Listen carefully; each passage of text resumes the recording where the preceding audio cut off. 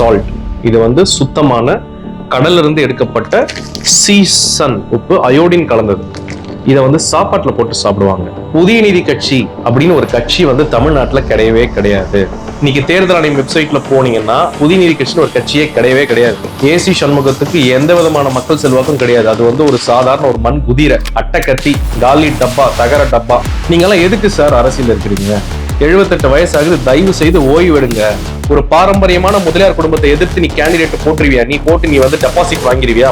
Sundar C, நீங்க வந்து ஒரு டைரக்டர், உங்க மனைவி பிஜேபியில் இருக்கிறாங்க. அந்த ஒரு காரணத்துக்காக ஒரு பாரம்பரிய முதலியாரான பிடிஆர் பழனிவேல் தியாகராஜனை எதிர்த்து நிக்கிறதுக்கு உங்களுக்கு தகுதியே கிடையாது. தயவு செய்து ஏசி சண்முகத்தினுடைய மொத்த காலேஜையுமே அரசாங்கம் எடுத்துக்கணும்.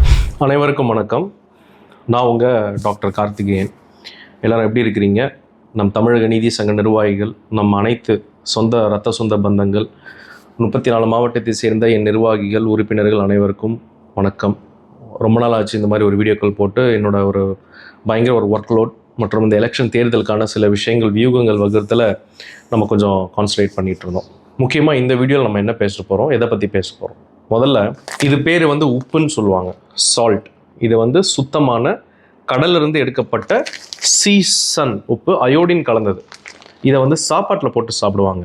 இந்த திமுக, அண்ணா திமுக இவங்கெல்லாம் இந்த கூட்டணி பேச்சுவார்த்தை இந்த எலெக்ஷனில் பார்க்கும்பொழுது சம்மந்தமே இல்லாமல் புதிய நீதி கட்சியிலிருந்து சுந்தர் சி அப்படின்ற ஒரு திரைப்பட இயக்குனரை கூட்டிகிட்டு வந்து மதுரை மத்திய தொகுதியில் வந்து நிற்க வைக்கிறத நான் நியூஸில் பார்த்து நான் தெரிஞ்சுக்கிட்டேன். பெரும்பாலும் நான் இந்த ஏசி சண்முகம், இந்த புதிய நீதி கட்சியை பற்றி பேசுறதுல நான் வந்து வெறுத்துட்டேன். ஏன்னா அவரை பற்றி பேசி அவரை பெரியலாக்கி விடக்கூடாது அப்படின்றது நான் ரொம்ப கவனமாக இருக்கேன். ஏன்னா நம்மளுக்கு தமிழக நீதி சங்கத்துக்கு இருக்கக்கூடிய பேர், புகழ், மரியாதை, கிரெடிபிலிட்டி அப்படின்னு நம்மளுக்கு ரொம்ப அதிகம். மற்றவங்களை பற்றி, தேவையில்லாதவர்களை பற்றி பேசி அவங்கள பெரியாளாக்கி விடுறதுக்கு எனக்கு விருப்பம் கிடையாது. பட் இருந்தாலும் இன்னைக்கு நான் முக்கியமாக அதை பற்றி தான் பேச போகிறேன். பிடிஆர் பழனிவேல் தியாகராஜன் அப்படின்றவருடைய தாத்தா வந்து நீதி கட்சியினுடைய முதலமைச்சராக இருந்தவர்.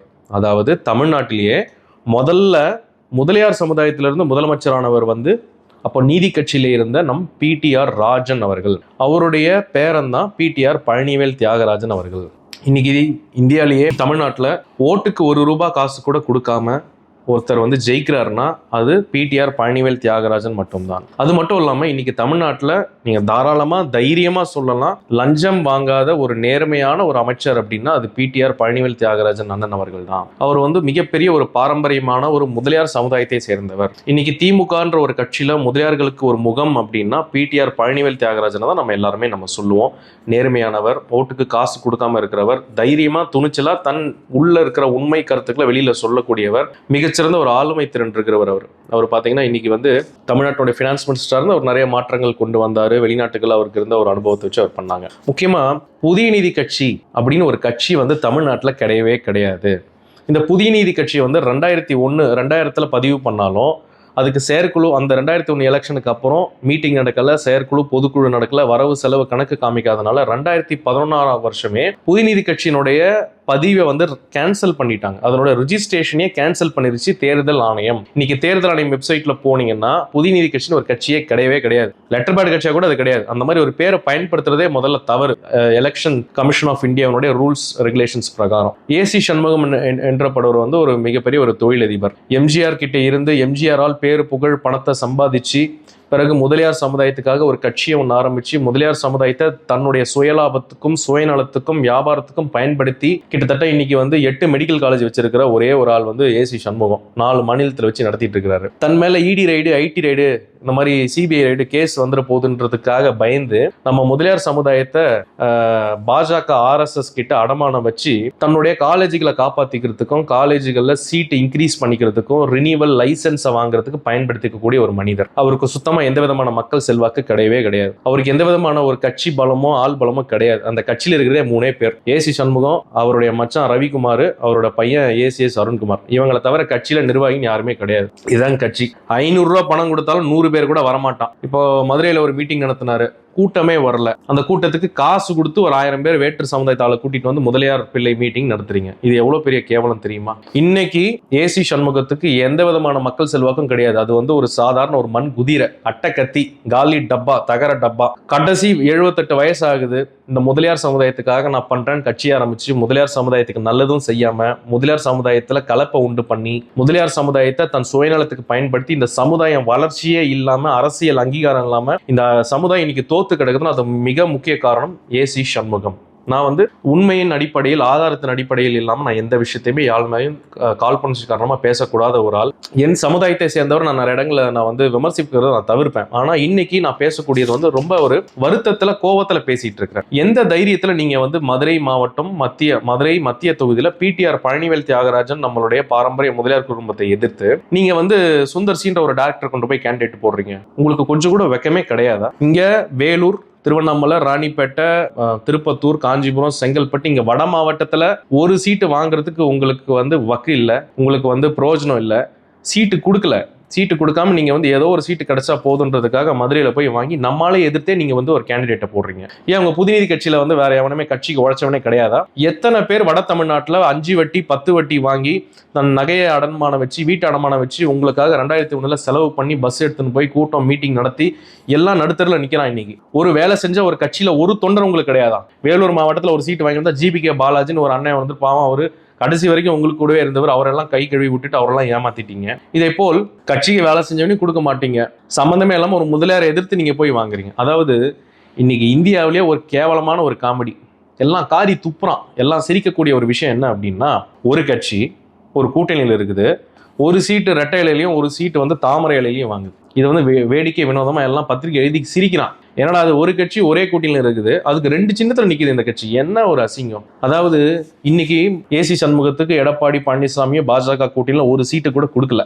அதுக்கப்புறம் ஏசி சண்முகம் என்ன நடந்தது நான் சொல்றேன், எல்லாரும் கேட்டுங்க, மக்கள் தெரிஞ்சுங்க. ஏசி சண்முகம் அவர் வந்து எடப்பாடி வீட்டுக்கு போறாரு காலையில. என்னங்க காலையிலேயே வந்திருக்கிறீங்க, எதுக்கு, என்ன வேணும் உங்களுக்கு? அதான் தொகுதி பங்குலாம் முடிச்சாச்சு, என்னங்க வேணும்னா இல்லைங்க ஒரு சீட்டுங்க அப்படின்னா, சரி சாயந்தரம் வாங்க பார்க்கலாம் அப்படின்னு சொல்லி உங்களை விரட்டி அனுப்பிச்சு விட்டுருக்காரு. திரும்ப சாயந்தரம் போறீங்க, அவரோட பிஏ பார்த்துட்டு எடப்பாடி பழனிசாமி டோர் லாக் பண்ணிக்கிட்டாராம். அதுக்கப்புறம் நீங்க யார்கிட்டயோ ஃபோன் பண்ணி பேசி எடப்பாடியை திரும்பவும் பார்க்கறதுக்கு நீங்க உங்க புள்ள உங்க மச்சான் 3 பேர் வந்து போய் ஒரு 2 மணி நேரம் வந்து எடப்பாடி வீட்டு வெளியில கேட்டு கிட்ட வந்து உட்காந்துட்டு இருக்கிறீங்க, தேவடு காட்டுட்டு இருக்கிறீங்க 1.5 மணி நேரம். போனதுக்கு அப்புறமா என்ன வேணுங்க, அதான் தொகுதி பங்கீடு முடிச்சு என்ன வேணும், நீங்க போன வாட்டி கூட்டணியில் நீங்க எம்ஜிஆரால வளர்க்கப்பட்ட ஒரு ஆளு, 2014 ரெட்டலை எதிர்த்து எம்ஜிஆர் கட்சியை எதிர்த்து நீ தாமரையில் நிக்கிற, 2024 ரெட்டலை எதிர்த்து நீ தாமரையில் நிக்கிற, அவங்க கூட கூட்டணிக்கு போயிட்டு இப்போ எப்படி எந்த மூஞ்சி வச்சுட்டு நீங்க வந்து ரெட்டலையில சீட்டு கேட்குறீங்கன்னு வந்து உங்களை வந்து பேசியிருக்கிறார். அதுக்கப்புறம் போனா போதுன்னு ஒரு சீட்டு, சரி ஒரு சீட் இருந்தாங்க வச்சுங்க அப்படின்னு உங்களை பாவப்பட்டு கொடுத்துருக்கிறார். உங்களுடைய தகுதிக்கு இது தகமா? ஒரு முதலியார் சமுதாய தலைவனா இருக்கு, நீ போயிட்டு இன்னொருத்தகிட்ட கெஞ்சலாமா? உங்களுக்கு ஆளுமை பண்பு கிடையாது, தலைமை பண்பு கிடையாது, அரசியல் கிடையவே கிடையாது. நீங்கெல்லாம் எதுக்கு சார் அரசியல் இருக்கிறீங்க? 78 வயசாகுது, தயவு செய்து ஓய்வு எடுங்க. இதுக்கப்புறமா இந்த சமுதாயத்துக்கு கெட்ட பேர் வாங்கி கொடுக்காதீங்க, இந்த சமுதாயத்துக்கு துரோகம் பண்ணாதீங்க, அவங்களை நம்பி வந்தவங்களுக்கு துரோகம் பண்ணாதீங்க. பணம் தான் நிறைய சம்பாரிச்சிட்டீங்களே, இதுக்கு மேல உங்களுக்கு என்ன வேணும்? இன்னைக்கு வந்து பிஜேபி கூட்டணியிலிருந்து நீங்க ஒரு சீட்டு வாங்கி கேட்குறீங்க. எனக்கு சில பெரிய முதலியார் தொழிலதிபர்கள் என்கிட்ட ஃபோன் பண்ணி சொன்ன விஷயம், ஏசி சண்முகம் என்ன தெரியுங்களா பண்ணிட்டு இருக்காரு, மக்களே நீங்க கேளுங்க. பிஜேபிக்கு ஒதுக்கப்பட்ட ஆவடி தொகுதியை பிஜேபி கிட்ட இருந்து ஃப்ரீயா ஏசி சண்முகம் வாங்குறார். வாங்கிட்டு இந்த சீட்டை 20 கோடி ரூபாய்க்கு வந்து ஏசி சண்முகம் பணக்காரங்களுக்கு விற்க ட்ரை பண்ணிட்டு இருக்கிறார். யாராவது ஒரு பணக்கார முதலியார் கிட்ட இந்த 20 கோடி ரூபாய் கொடுங்க, இந்த பிஜேபி சீட் உங்களுக்கு கொடுக்குறோம், ஆவடி சீட் உங்களுக்கு கொடுக்குறோன்னு ஏசி சண்முகம் பேரம் பேசிட்டு இருக்கிறார். ஏன் உன் சொந்த மச்சான் ரவிக்குமாரே வந்து 20 கோடி ரூபாய் உன் மேல நம்பிக்கை இல்லாம ஐயோ என்கிட்ட காசு இல்லைனாலும் நிக்க முடியாது, உன் சொந்த மச்சானே உன்னை நம்பி நிக்கலையா? ஏன் அவனுக்கு இந்த தேவையில்லாத வேலை? ஒரு பாரம்பரியமான முதலியார் குடும்பத்தை எதிர்த்து நீ கேண்டிடேட் போட்டுருவியா? நீ போட்டு நீ வந்து டெபாசிட் வாங்கிருவியா?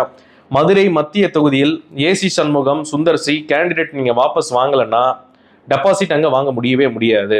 இதுக்கப்புறம் ஏசி சண்முகம் எங்கேயுமே தேர்தலில் போட்டி போட முடியாது. போட்டி போட்டா நோட்டாவை விட கீழே உங்களை வந்து நம்ம மக்கள் தள்ளி விடுவாங்க. நான் பேசுறது அனைத்து முதலியார் சமுதாய மக்களுடைய ஒரு கோபம், ஒரு ஆதங்கத்தினுடைய ஒரு குரலா நான் பேசுறேன். இன்னைக்கு வேலூர்ல இருந்து எனக்கு 10 கால், தோட்டப்பாளையத்துல இருந்து, காட்பாடியில இருந்து, வேலூர்ல இருந்து, சாத்துவாச்சேரியில இருந்து எனக்கு போன் பண்ணி பேசுறாங்க. திருவண்ணாமலை சொந்த ஆரணியில இருந்து உங்க மக்கள் உங்களை பத்தி காரி துப்புறாங்க. திருவண்ணாமலை மாவட்டம் உங்க சொந்த ஒரு ஆரணியில உங்களால ஒரு சீட்டு வாங்கி நிக்க முடியுமா? தைரியம் இருக்கா உங்களுக்கு? 10,000 ஓட்டாவது உங்களால் வாங்க முடியுமா? உங்க சொந்த தொகுதி, சொந்த ஊர்லயே மக்கள் உங்களை வந்து புறக்கணிச்சுட்டாங்க. நீங்க எங்க மதுரைக்கு போறீங்க?